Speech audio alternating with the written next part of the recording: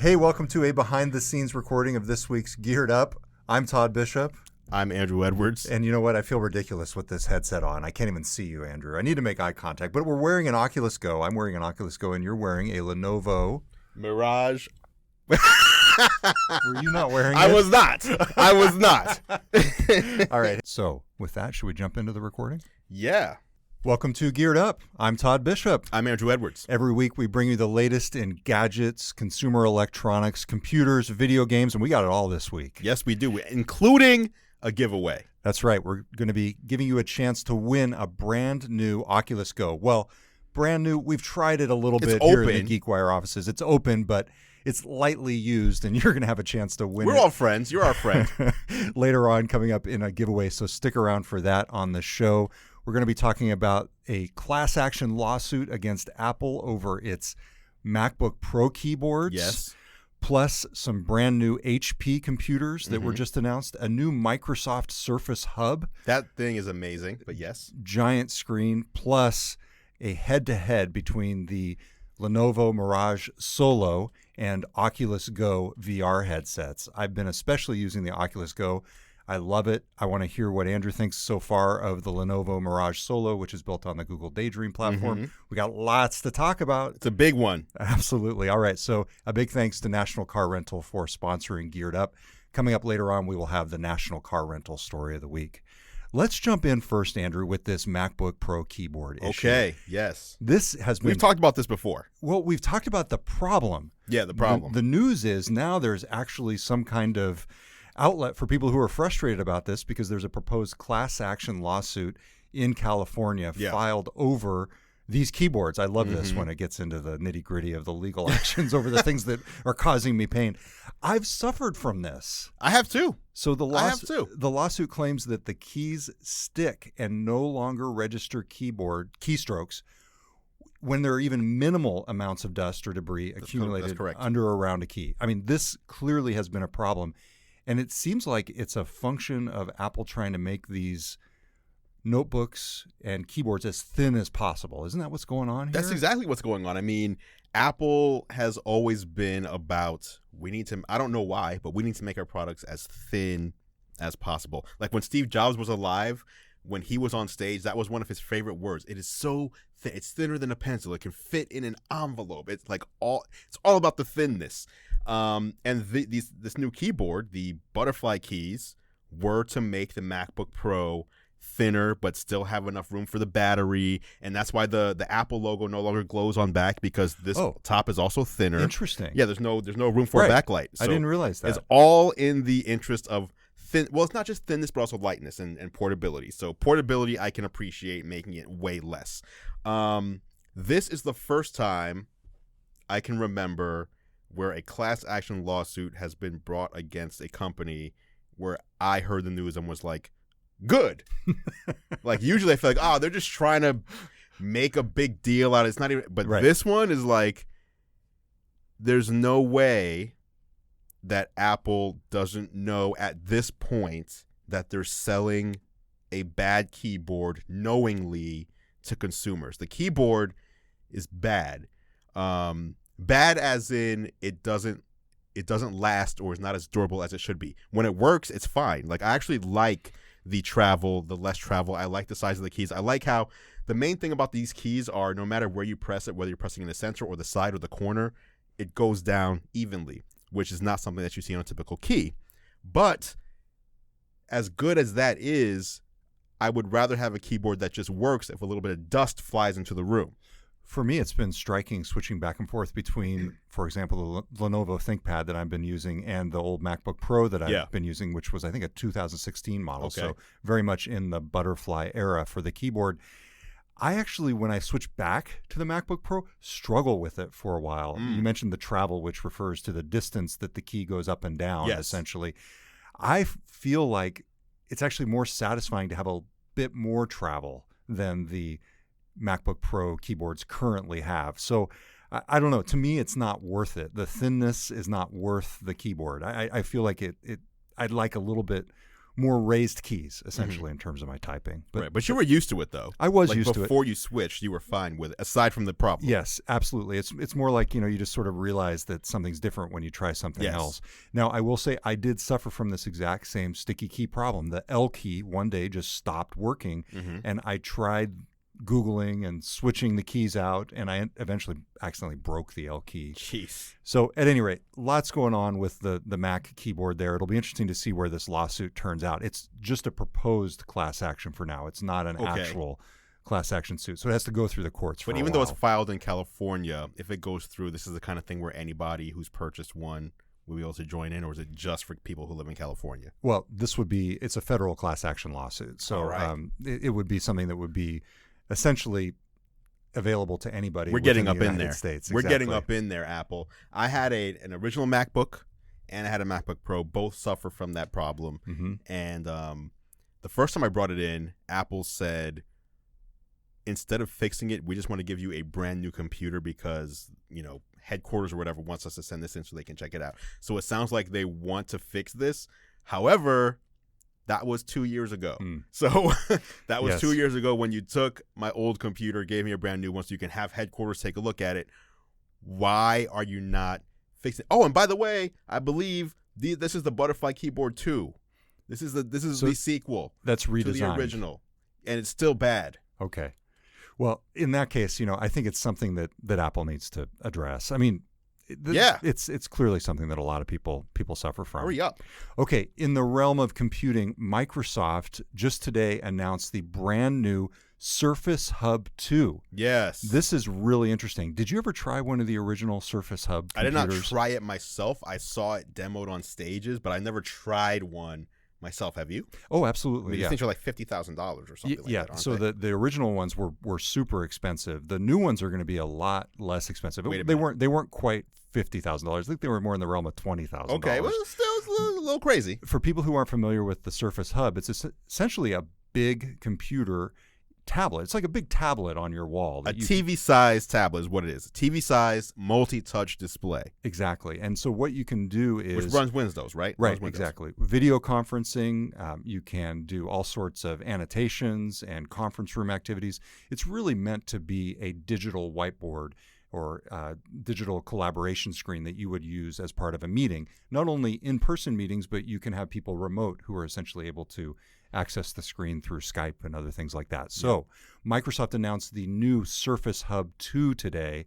It's going to be tested this year and then eventually roll out to businesses next year. And they're saying it's probably going to be in the realm of about $5,000. But the really interesting thing here is that you can now tile them. Yeah, this is impressive. So you can essentially create one giant screen out of up to 4 multiple screens. So the idea being that you could have one program running on one of the screens or another, or you could create essentially one giant display out of all 4, which I think a lot of people will do. It's also got a very interesting hinge on the back when you mount it to the wall that allows you to reorient it. So you can go from portrait to landscape mode, and then it automatically basically creates the new view much as it would with a tablet. Right. Now, are we going to be upgrading here? We should. In the Geared Up studio. We should get a review unit. Yes. And check it out here. How amazing would that be? We've got a display behind us. I think that would be really cool. We could essentially run the show from back here on the Surface Hub 2 behind us. Come on, Microsoft. Now, is this only something businesses can buy, or can anybody buy this? Do you have to have a specific license or something to even get an invitation? This is very much something that's sold through commercial office channels. In other words, you have a technology consultant that goes out, gets it from Microsoft, and brings it into your office. That traditionally is the way it goes. Okay.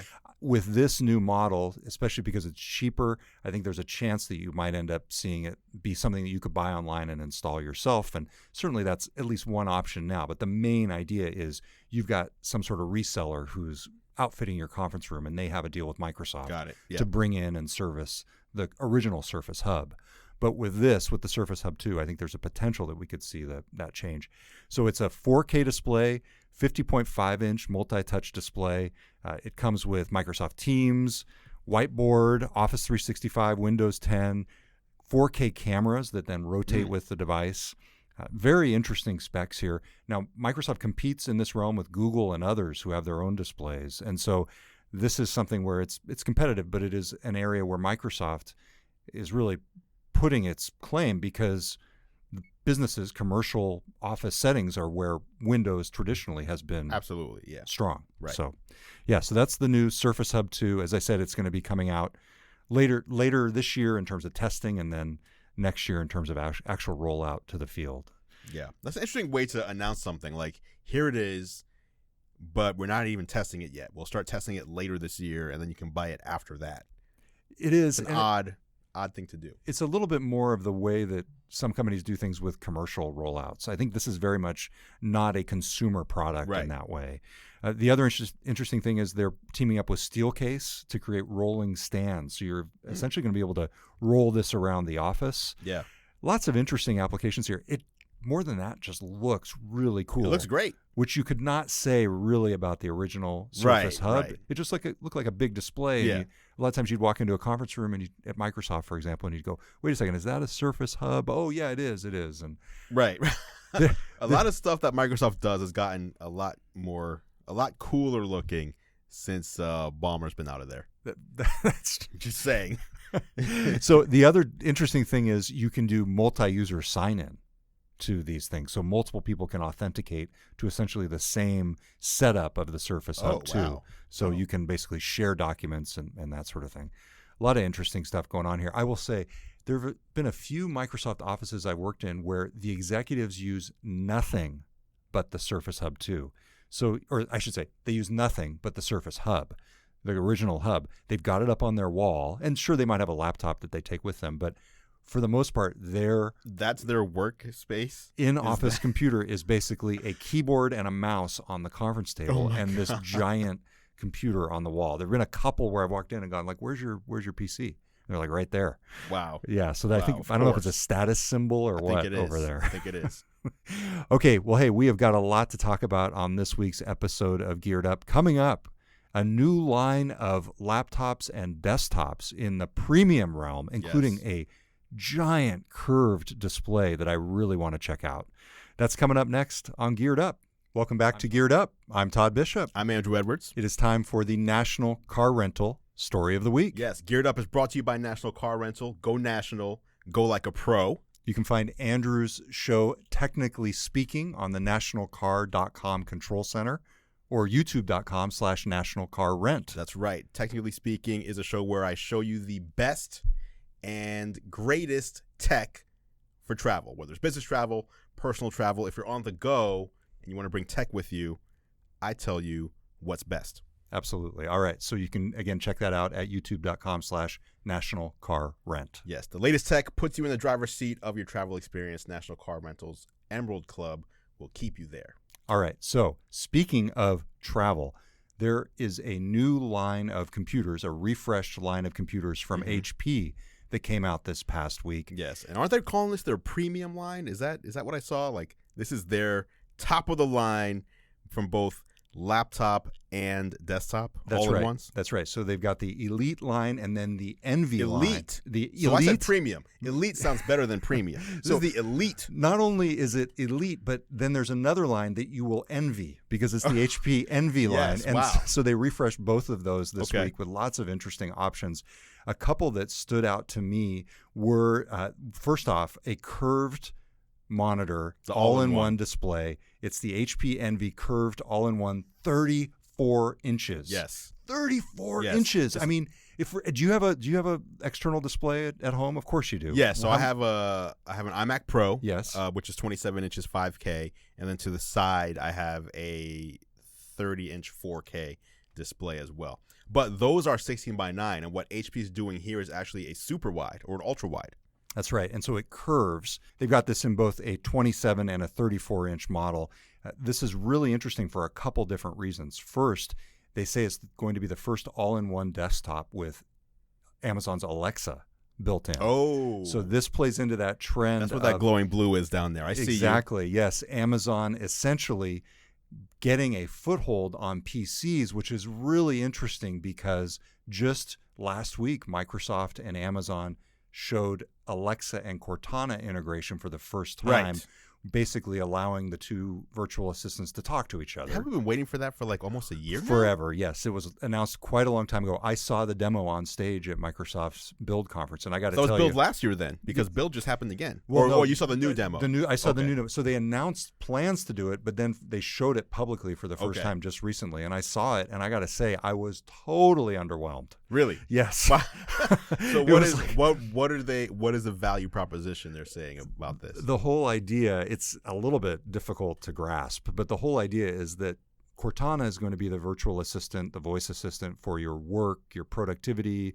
If you're using Windows, Cortana has a feel for your calendar and using Outlook and all that sort of thing. But then Amazon's positioning Alexa as the voice assistant for the home and obviously your personal life. So basically you say to Alexa, hey, get me Cortana, and then you say, hey, Cortana, do this, and vice versa. And it's like, really, is this really the future? You ask one to go get you the other? Essentially, yeah, you invoke one from the other. Don't you dare tell me that. That's the way it works. But in the meantime, I know. Siri, ask Google. I ranted. Like, what? I ranted on this on GeekWire. We should link to the piece from the show notes. But yeah, they've got some work to do, obviously, there. That said, I do like the idea of integration. I mean, we're using many of these different things in our lives.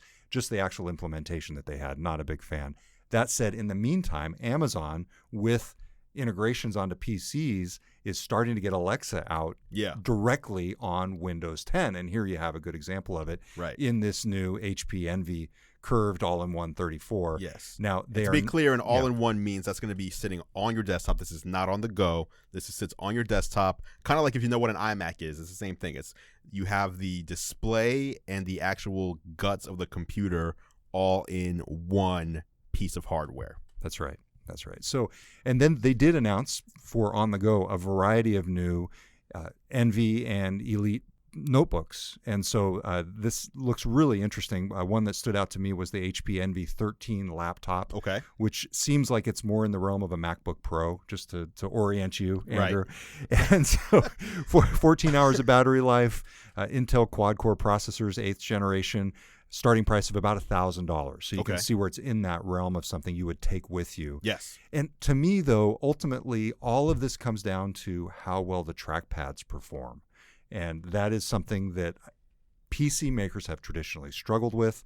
And it'll be interesting to see. We're getting a couple review units of these to see how well the trackpads do. Because when you're on the go, that is really what you want. Yeah. Now, why is it so hard to get a trackpad that works well? Like, we look at Apple's trackpads. I think anyone who's used Apple's trackpads will say that's the best trackpad in the business. What is so difficult? Like, it's simple. It's a piece of glass that feels good, and that when you press it down, presses down. Like, that's all you want. You want it to recognize your finger. Yes. And press. It's not just the hardware; it's the integration of the hardware and the software. I feel like we've talked about this before. I think it was just last week. Yes, last week. We don't need to go over it again. But I'm just saying.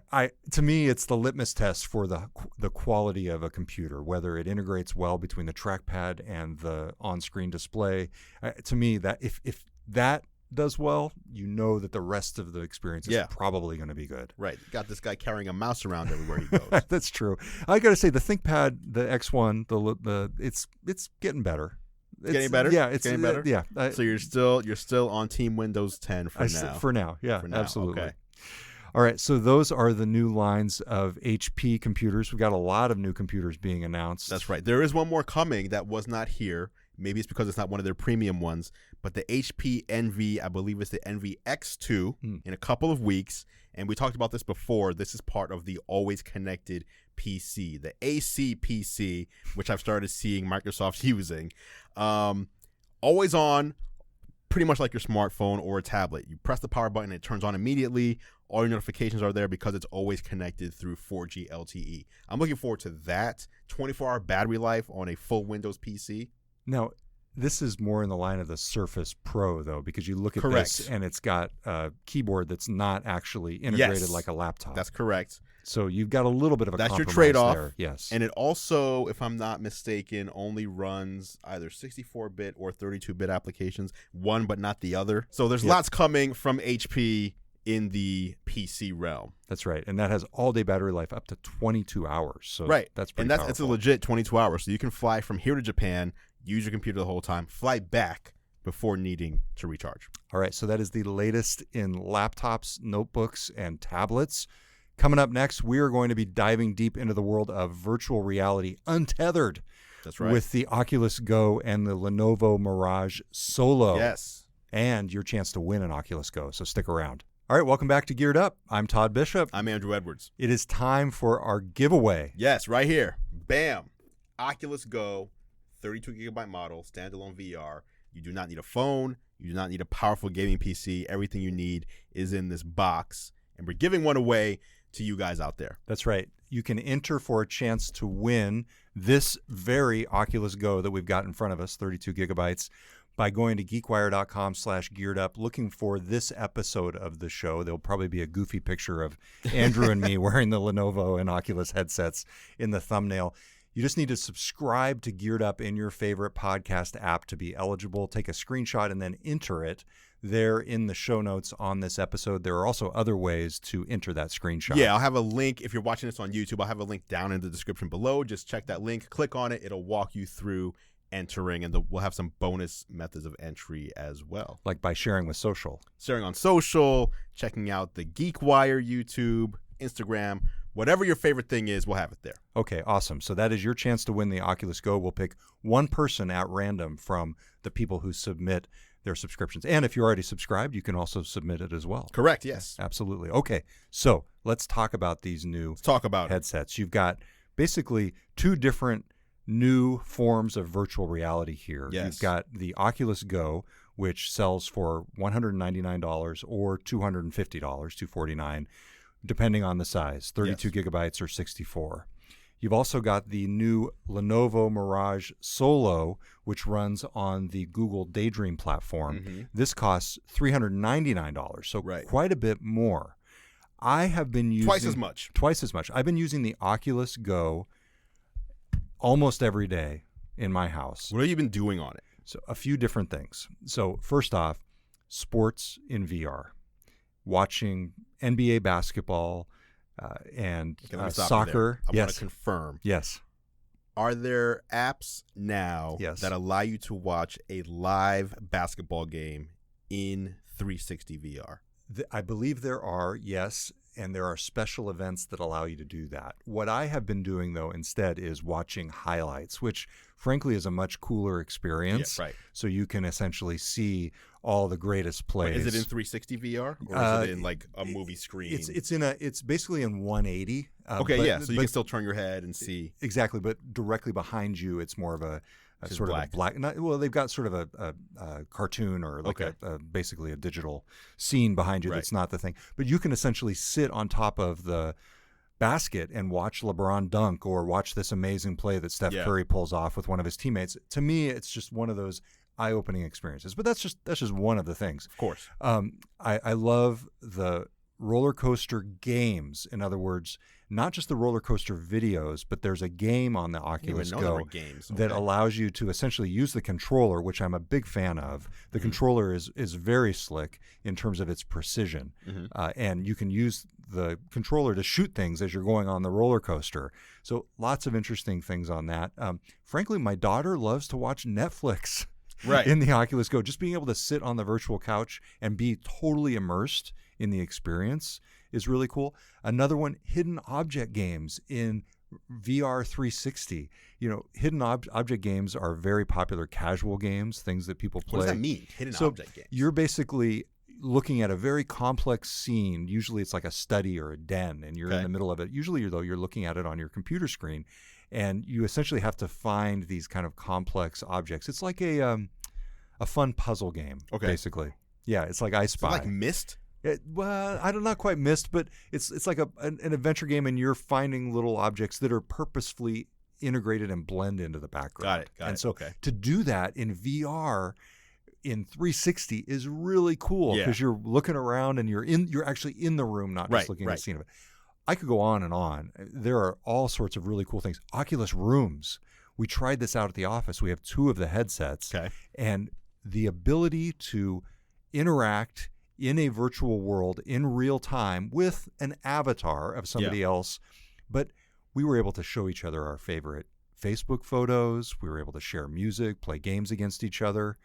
I could actually see this being a way that people who are in remote relationships or just wanting to connect with friends they haven't been around for a while, when you see that, you start to realize, oh, this is why Facebook owns Oculus. Yeah.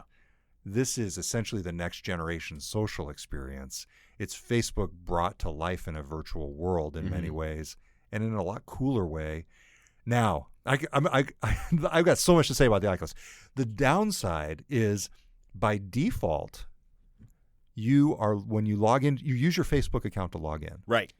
And by default, you are sharing everything with everybody who follows you. Essentially, the default privacy settings are to share your Oculus Go activity on Facebook. You have to go in and actively opt out of the sharing. So that would be my first piece of advice to anybody who gets an Oculus Go. So if you buy an Oculus Go and you say, I'm going to play this roller coaster shooting game, you play that game and it posts on Facebook that you're... You know, it's funny you should say that. All I know is that they warn you when you log in, hey, you're going to be sharing things by default.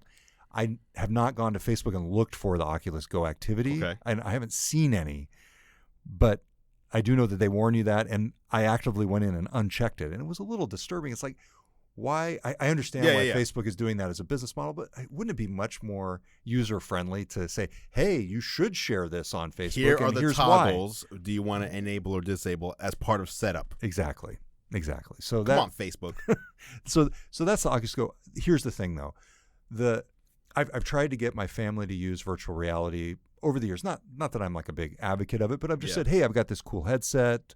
So what headset did you try to get them to use? Typically, we would use like a Samsung Gear VR. So you put a phone in it and you do it. Or even some Google Cardboard headsets with an iPhone, for example. So you're not really playing games. And the ability to just have a standalone VR headset, all I've got to do is make sure this thing is charged. That's it. And it works. The power of that simplicity does so much in terms of making sure that people actually use it, that it doesn't sit in the corner and collect dust. It's powerful. And I think both of these devices that we're talking about today are great examples of it. So why the heck is the Lenovo so much more expensive? Well, first of all, I have both of these. I have a Oculus Go. I have the Lenovo model as well. Oculus Go launched first. About a week later, Lenovo comes out. I thought the Oculus was fun too, and same thing. It immediately is like, do you want, like, I forget the balance is, do you want like the best, most mind-blowing graphics, or do you want convenience? Because if you want the best, most mind-blowing graphics, it's very inconvenient. You have to be tethered to a very powerful, very expensive computer, and usually that's not in the living room, right? So it's like you have to be off in like a different corner of your house. Or if you want the convenience, you have this, which doesn't have the best graphics, but the Oculus Go. Yeah, the Oculus Go. That is one issue. It's not great. It's not great. It's okay, but it's more convenient. It's like you said, as long as it's charged, you can jump into VR. And to me, that's great. So a week later, Mirage. Lenovo launched the Mirage, and they launched it at Amazon treasure trucks around the nation. So treasure trucks were doing VR demos, and actually Lenovo invited me to come down and check out the Mirage and check out the scene, and I did a couple Instagram stories and everything. So here's the difference. As you can see right away, if you're watching on video, if you look at the front of these devices, the Oculus Go is just a piece of plastic on the front, and the Lenovo has two cameras right on front of it, which make it look like you're some kind of alien being. Right, because it kind of looks like eyes. But there's two cameras there, and there's a good reason for that. In Oculus, if you're wearing it and you're looking around, you can look left. Well, you can look left, right, up, down, behind you, 360, but you're in a fixed position. You yourself are in a fixed position, right? With Lenovo's, because it has these cameras, not only can I look around in 360, but I can actually walk towards something in VR. I can look around a corner. I can peer over a ledge. So this knows where you are in relation to everything that's around you, which makes it much more of a virtual reality experience, because you can walk around in a scene. You can walk over to a bookshelf and, grab something. So that's what those cameras are for, and that's why it's more expensive, because it has that technology built in there. So it allows different types of experiences that the Oculus would not allow for. The Oculus Rift would allow for it because it has cameras, but again, that's hooked up to a computer. Now, how is the fit on this, on the Lenovo Mirage? I actually think the fit is better because you have it's like a higher quality thing. Like here, the Oculus is just a bunch of Velcro and straps, while this one, the Lenovo, is more of it's like a nice plastic for people who have followed this, like the PlayStation VR, the headset on the Lenovo is much more like the PlayStation VR. Yes, there you go. That's a good way to put it. Yeah, because it's basically got a halo around your head, whereas the Oculus Go just has these sort of fabric straps. You got the halo, but also has like a hardware knob that you turn to fit it just right. So that's nice. Now the other cool thing that Lenovo did is they launched alongside the Mirage. They launched the Mirage Camera, which I have here. Oh, nice. And this camera, I'm actually opening it up for the first time. This camera has two cameras on the front, similar in style to the front of the Mirage itself. And this is what they're calling their YouTube camera. So you can set this camera up and start live streaming to YouTube, or you can record if you don't want to live stream, but you're recording a VR video.